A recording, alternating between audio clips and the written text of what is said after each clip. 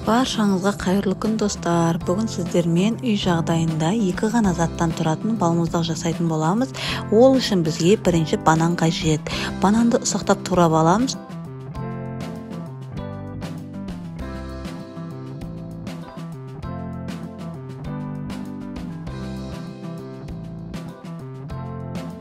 Тураған бананымызды ыдысымызға салып, үстіне 200 грамм қойытылған сүт, яғни сгущенка құямыз. Енді осы екі массаны блендердің көмегімен түйіршік қалдырмай блендерлеп аламыз.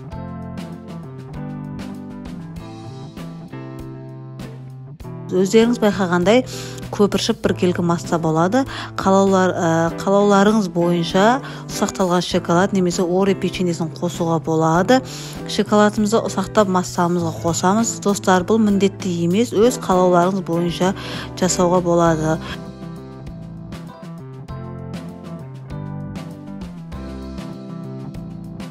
Осымен біздің массамыз дайын. Енді осы массаны осындай бір реттік пластмасс стаканға құйып, арнайы балмұздақтың таяқшасын саламыз. Қалған бөлігін осындай кез келген ыдысқа құямыз. Мұздатқышқа кем дегенде 5 сағатқа қоямыз.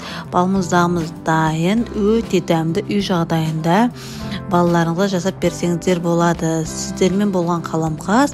Менің каналыма тіркелуді ұмытпаңыздар. Назарларыңызға рахмет.